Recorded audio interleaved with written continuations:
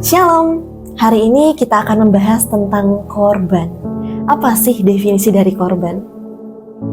Pernah nggak dengar ketika dalam ibadah ada yang mengatakan, mari kita berikan korban pujian kepada Tuhan, atau mari kita berikan korban persembahan kepada Tuhan?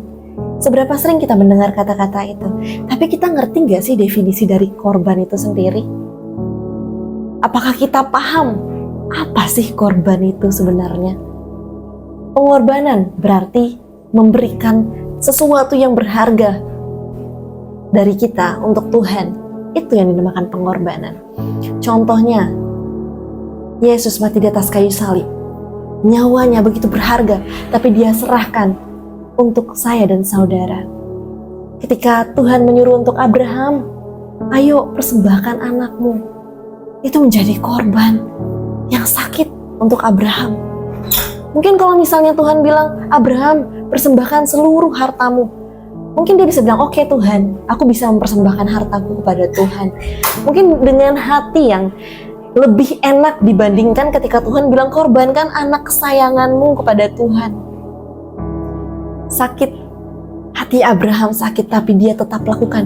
Itulah yang dinamakan korban persembahan untuk Tuhan. Jadi apa maksud dari korban pujian, korban persembahan, korban syukur? Adalah ketika kita merasa dalam kegelisahan, dalam ketakutan, dalam kegalauan, tapi kita tetap berusaha untuk memberikan yang terbaik untuk Tuhan. Seringkali kita mendengar, ayo berikan korban pujian kepada Tuhan, tapi kita hanya sekedar menyanyi saja, tapi tidak memberi hati dengan baik kepada Tuhan. Kita sering seperti itu.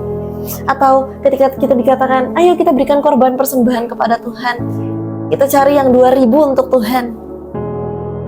Kita katakan, ini korban persembahan saya buat Tuhan. Apakah itu definisi korban menurut kita? Apakah dengan 2.000 itu kamu merasa tersakiti ketika memberikannya, tapi kamu berusaha untuk mengucapkan syukur? Kalau itu, puji Tuhan. Tapi ketika kamu punya uang miliaran di sana, tapi kamu hanya mempersembahkan 2.000, itu masuk akal atau tidak? Apakah itu korban?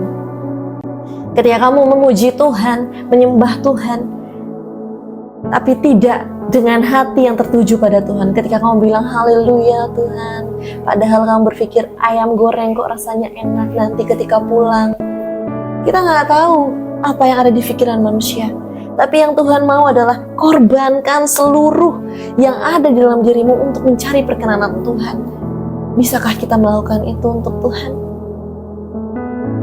Karena Tuhan mencari hati yang mau berkorban, hati yang mau sampingkan segala urusan dunia dan berjalan bersama Tuhan. Ketika kita memuji, memujilah dengan hati walaupun sedang tersakiti. Ketika kita memberi, memberilah walaupun pada saat itu kita tidak ada yang bisa kita beri kepada Tuhan. Maka dari itu, apa yang harus kita korbankan saat itu? Renungkan, pikirkan, apa yang Tuhan mau saya korbankan untuk Tuhan. Karena Tuhan menunggu hati yang mau berkorban, bukan hati yang hanya mau memberi, tapi hati yang mau berkorban. Kita bisa memberi tanpa berkorban, tapi ketika kita berkorban, pasti kita memberi. Tuhan memberkati.